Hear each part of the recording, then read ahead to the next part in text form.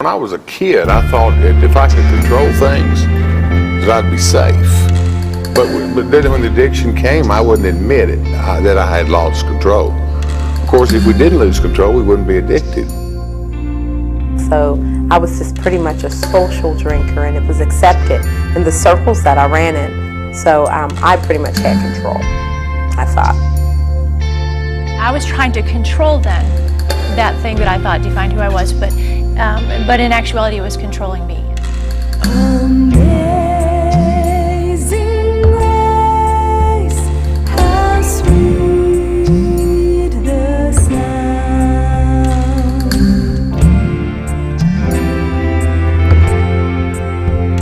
I once was bound, but now I'm free. Hello, I'm Laverne Tripp, and welcome to Born to be Free, because that is the purpose we were born. You might say, well, you know what, I'm not free. But in the next few minutes, you're going to see some people that have gotten free and are helping others, and I know you want that to happen. I think our biggest problem, I know mine was, I really felt like I could stop drinking, stop drugging, stop lying, stop doing all the things I was doing, but the truth is, I couldn't. And finally, I came to realize my life was totally out of control, and I had no power whatsoever over it. But there is a solution. You're going to hear about the problem today, but stay with us because you will get the solution, because we were born to be free. Let's get going on the first issue that we'll be dealing with, control. In dealing with control, one of the issues of control is denial. Denial not only that you're in trouble, but that other people know you're in trouble. Looking at control issues, talk to me a little bit about control. Mark? I've been given by God many talents, and I think that enabled me to lead a life where I presented the illusion of having control. And frequently I would say, I can handle this. I believe that stood to be my epitaph. But in fact, as more and more things got out of control, I tried fiercely to get control over whatever I could. And one of the things that I did is I controlled other people. And I tried to control my family, my kids, making life with me very, very difficult. And as you correctly point out, I think that many others knew that I had a problem and was heading down a bad course long before I had knowledge of that. I just couldn't admit that I was lying to myself. Of course, I'm a recovering gambling addict. I used to try external means of control. I go lock my credit cards in the trunk of the car and take in like $300 or $400 to gamble with. Swear I would not go back. But of course, I did. I would go back, and finally I would just take all my credit cards and take them on in. But when I was a kid, I thought if I could control things, that I'd be safe. But then when the addiction came, I wouldn't admit it, that I had lost control. Of course, if we didn't lose control, we wouldn't be addicted. My drug of choice was alcohol and crack cocaine and marijuana, and I knew I had a problem, so what I would do sometimes is give my money to friends and relatives and ask them to hold it for me so I wouldn't spend it all.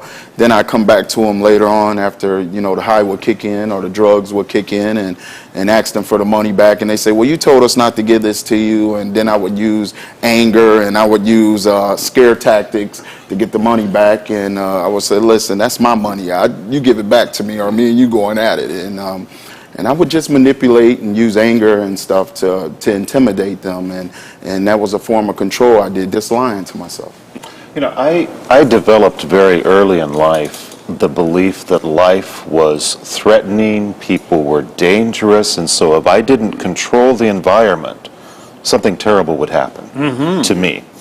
And so I would also try to control the people around me, control the situation, plan everything, have everything pretty much under my thumb in every area of life. And of course, you try that, you can't really succeed, not fully. We're not that much in control. And so to escape the terror of a life that would at times seem out of control, I found a good deal of control in sexual fantasy. The sort of dark magic of pornography, anonymous sexual encounters. These were areas where you could manipulate the environment perfectly. In a sexual fantasy, you know, you're the producer, the director, the leading man, you're in complete charge of the environment. So for me, I think my sexually addictive behavior was a way of warding off my terror of the real world, which I could never quite control to my satisfaction, and so I could retreat into the shadowlands where I was completely in control.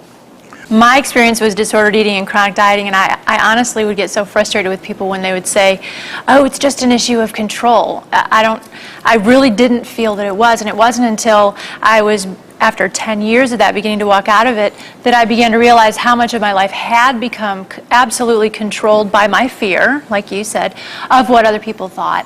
And so the more I could see that, there was this truth one day that God just put in my mind that said that which defines you controls you. And for me, it was the way that I looked, I felt defined who I was. And so I was trying to control then that thing that I thought defined who I was, but in actuality it was controlling me. And so now with that paradigm shift in my thinking, it helps me look at those kinds of issues a lot more healthily.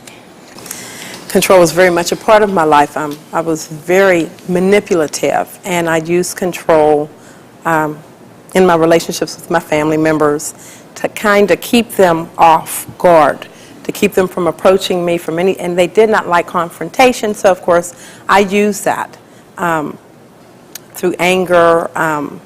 Nobody would directly come to me and challenge me on anything. And I also tried to manage my life. I was a functioning addict for such a long time that I figured if I paid the bills and you can't say anything because I don't have money for food, or I don't have money for clothing or anything extra because I'm at least doing this portion, you know. And so that was, I tried to control those around me by things like that. And I also, even in my addiction, I can remember when I hit bottom, I would pray and thank God that I was broke, that I had no money, because that was the only way that I wouldn't use. I can remember growing up with a very a comical story of how when I was 3 years old, my mom was given permission by my doctor to give me half a bottle of beer a day. It'll relax her, it'll help her go to sleep. And I grew up with that seed planted, knowing that I had developed a taste for beer at a very early age. Well, I got into the habit of stealing them. I knew where the alcohol was kept in the home. My family didn't touch it until the weekends, so they didn't know that I was sneaking beer.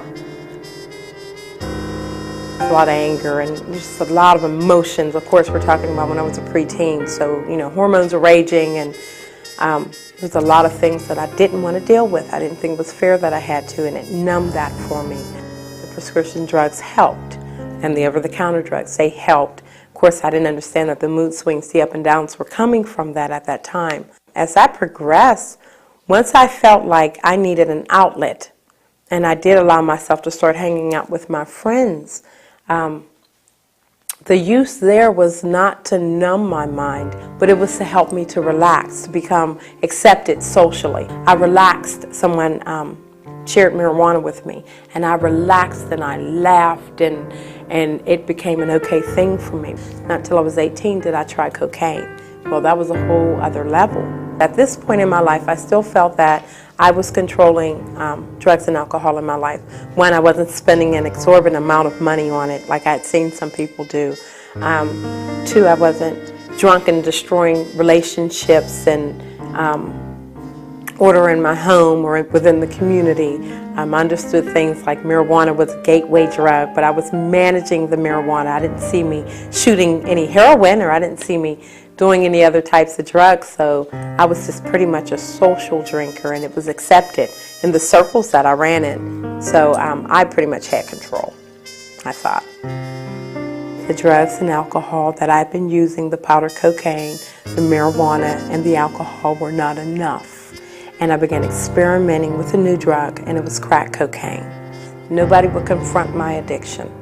Nobody would, because then I would blow up at them, and how dare you, after the life that I've had. And I have felt a desire to quit. My lowest of my low was when I prayed to God and told him, thank you that I had no more money to spend. Because that was the only way I could be functioning and sober. I checked myself into a drug and alcohol program recommended to me by my brother-in-law who was going to go there to train.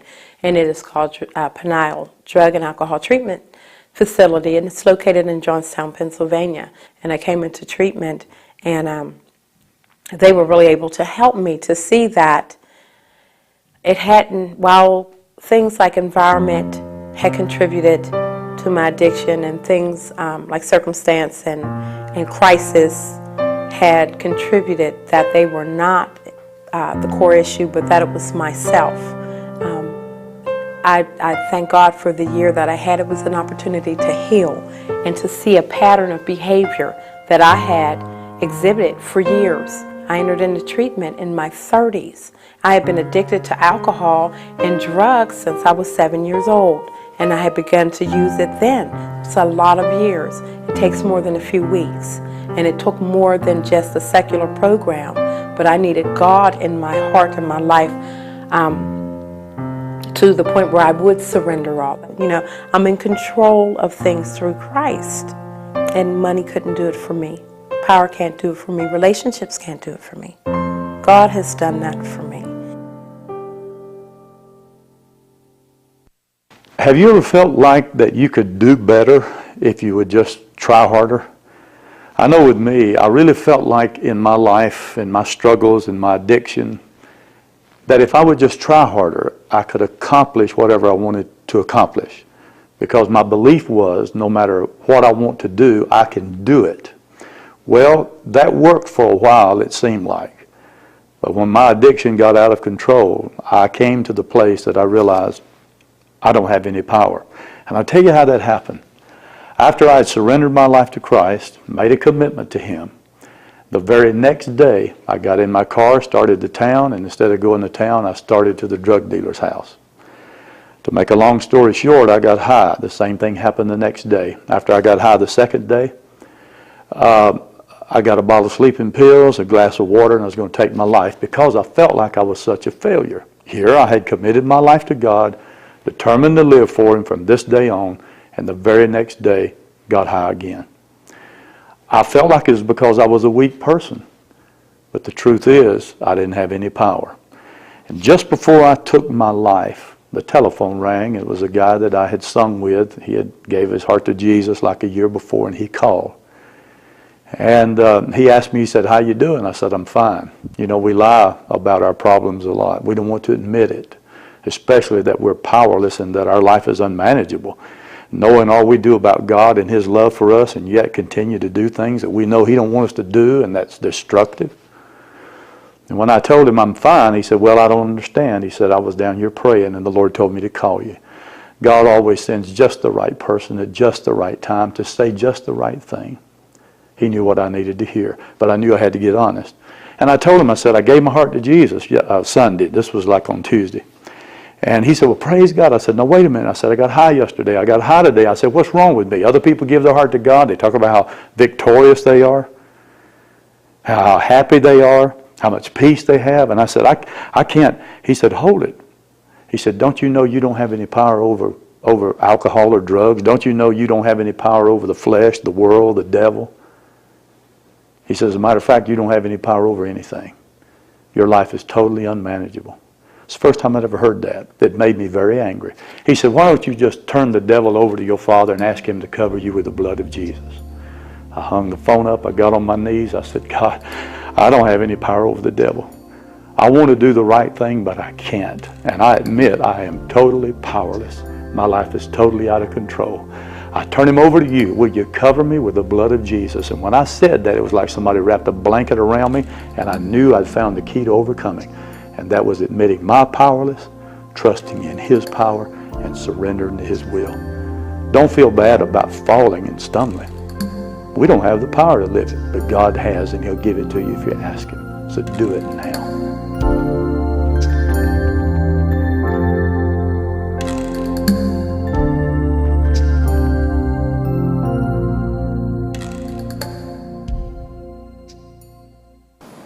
Now, I was a minister, and still am, by the way.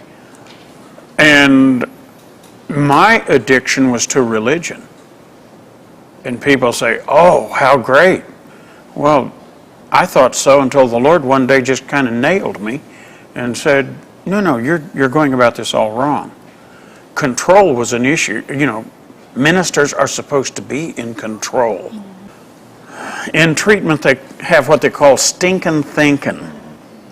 Your best thinking got you broke. Your best thinking got you on drugs. What was your best thinking? Well, I told myself basically that everything on the surface looked good. Because I kept anyone from confronting me on those issues, then I told myself that I was functioning okay. If I was doing half of what needed to be done in the home, then nobody could complain about me spending a little bit of money on myself, that I had earned it, that I deserved it. The food's a little low because I went a little overboard this time, but I'm going to make up for it because I'm still working or I have some type of income coming in. And I just reasoned myself to keep myself from going insane. This was all internally. This was all by myself while I put on this facade that everything was okay in my home. And, yeah, it was just stinking thinking. But it's not always as obvious as that either. Like for mine, it was very much everyone around me thought I had it all together too. I mean, really things were going great. I had a very good career, a loving husband, looked similar to how I look now. So for me, it was a much less obvious thing. It almost makes me think that if it could have been more obvious, I would have been quicker to see the light of what was going on in my life. But for me, it was a very gray area. So I think the enemy will get us any way that we are susceptible to, and for a lot of us, it's much more gray areas than others. One night I pulled into a rest stop in Mississippi on the way home, and I really wanted to kill myself, and I had a .357 Magnum in the glove compartment. And, you know, a lot of times we do that in self-pity, we addicts. I'm just going to kill myself then. You know, that's not true. But this night it was really true. And I unlocked the glove compartment. And I made up my mind I was going to pull the gun out and just shoot myself, you know, right in the head, and that's it. And I reached in there and the gun wasn't in there. And it scared me because I knew I was close, and I started shaking and crying. And then I realized my wife must have taken it out. So I rushed home to Mobile to tell her. I woke her up and I said, Karen, God bless you, you saved my life. You saved my life. You know, you took the gun out. You must have known I was going to kill myself. She said, oh, Johnny. She said, I didn't take the gun out to save your life. I took it out to sell it so they wouldn't turn our lights off. You know, after my life had come unraveled and I was heading for treatment, I was convinced I was just going to go there for a short while, get a little bit better, and come right back. And when it turned out that, you know, that wasn't the case, you know, I started saying, you know, poor me, poor me. Yeah, well, you know, how come they don't see that I stopped doing all the bad stuff? You know, why can't I be driven right back to where I was? And that state of being a victim just befell me and covered me with shame. And, you know, I was feeling pretty bad then. But that's more stinking thinking. Because I found that my disordered perceptions were such that, you know, I was either better than everybody else or worse than everybody else. And there was no time that I spent in the middle. No time at all. Absolutely. One of the other things you say to yourself when you are a drug addict or alcoholic is, this is the last time. God, this is my last time. After this, God, I promise you, I'm coming to you. I'm going to live saved, sanctified, and filled with the Holy Ghost. I'm not going to do it no more. God, just give me one last chance. I was sharing with Dr. Fisher here that I would tell God, I would be praying while I would be hitting the crack pipe. And I would say, Lord, don't let me die in this sin. Don't let me die while I'm hitting this crack pipe. This is my last time. I'm going to give my life to you. I'm going to change. I know I got perverted ways. I know I'm lustful. I know I'm crazy. I know I got anger problems. But this is my last time, God. I promise you, I'm coming home. I know I need to be in the church. I was brought up in the church. You would lie to yourself, this is the last time. And you know, Tiny, every time I would say that, within 24 hours, I would find a justification for doing it just one more time. I think that was my stinking thinking, was entitlement. Well, after all, It's my body, it's my pleasure, life is so hard, people don't understand me. There are all these reasons why I'm entitled at least one more time to indulge. So my cycle was always one of beginning with entitlement. And then having indulged, then going the other extreme saying, oh, this is so awful, I'm so terrible, God, that's the last time I will ever do it. And within 24 hours, I'd find one more reason why I was entitled to do it at least one more time. One of the practices of the Oxford group that the 12 steps came from, their first cardinal practice was absolute surrender to the will of God. In Utica, at the age of 17, you had to be 18 to drink, and I passed for 18, so I was bellied up to the bar with the rest of them very quickly. And it wasn't too long until the bottle that I thought I held was holding me. My life quickly changed to a lot of problems, trouble. We had a pretty popular band, and let's just say if there were 400 people that came and went during the night, and 10% of them bought me a drink, and they did. There were double bourbons and a beer. I probably drank 2/5 a night at least. I can't imagine how I could ever have done that, but I did. And I think the amphetamines and the diet pills helped keep me going. I'd be horribly, deathly sick on Monday. I'd start feeling a little bit like myself on Tuesday. Wednesday was probably the one day of the week that I felt like a person. And I was back at it on Thursday. I actually thought that I was going to prove I could handle it before I'd give it up. But I was stubborn. And I just didn't want to give it up. I didn't want to give it up. I wanted to conquer it. And I finally came to the place where I realized that was not going to happen. It was going to kill me. It was going to reap more destruction to my family and my life than it already had. But after the crisis was over, I was back at it. It's very, very, very compelling.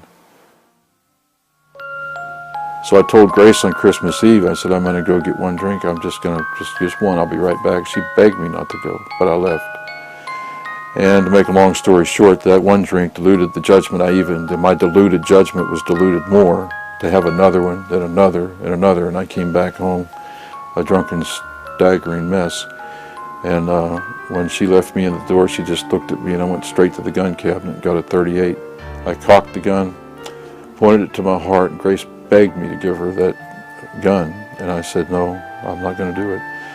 And she seen I was serious, and she left the room, and I sat and I tried to pull that trigger. It was like it was froze or welded to the frame.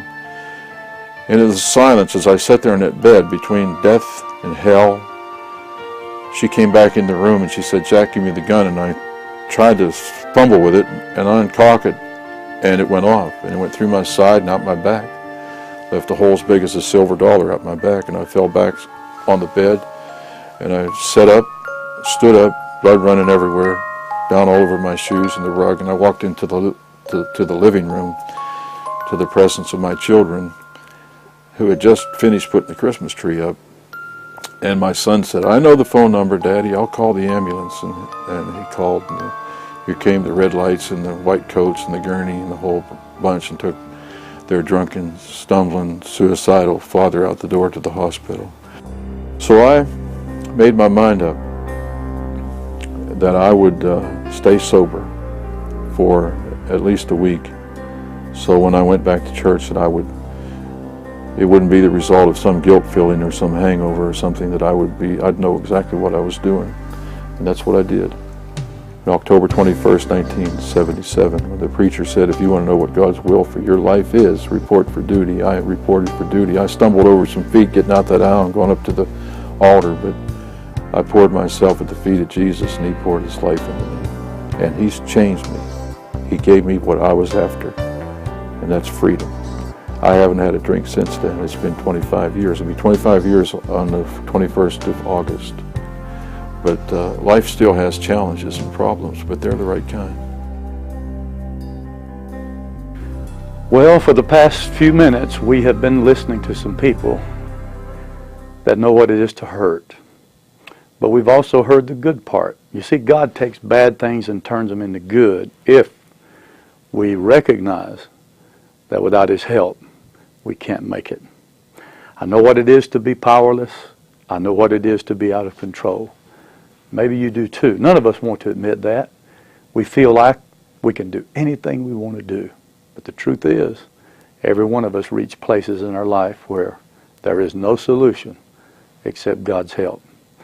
I just want to pray for you today, and I want you to pray for me, that we can continue to realize we can't do it. So if we can't do it and our life is out of control, how do we get it? That's why it's important you stay tuned to all the episodes of Born to be Free, because the first step is so important, because if we don't realize that we are totally powerless and our life is unmanageable, we're not going to be able to enjoy a life of happy, joyous, and free living. So I just pray today, right now, I ask the Father to help you and to me to realize we're totally powerless and our life is unmanageable. If we realize that, then we have to seek for more help. And the good news is, I know that help is available. Trust me, I've been through it. You've heard others talk about going through it. It's important that you get the little offer we're going to make in just a few moments too, because it will help you to make it through, because you were born to be free. Have you been inspired to start your journey to recovery? Please call our toll-free number, 888-665-4483, and our prayer partners can help you find a group in your area. Or you can visit our website at www.ctvn.org and click on the Born to be Free link. There you can search our online database of recovery groups near you. When you call or visit our website, request your free copy of the self-help booklet, Your Dynamic Journey to Freedom. In it, you'll find an outline of the recovery process featured in this series. So take that first step on your journey to freedom by contacting us, finding a local recovery group, and getting your free copy of this inspiring booklet. Call now, because you were born to be free.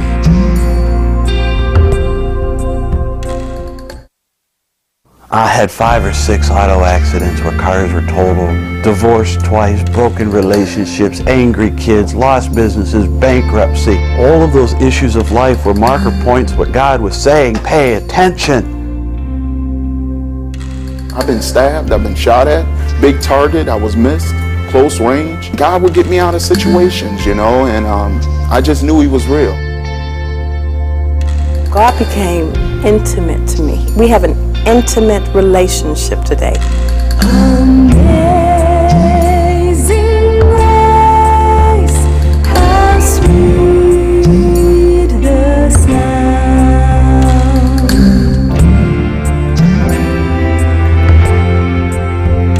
I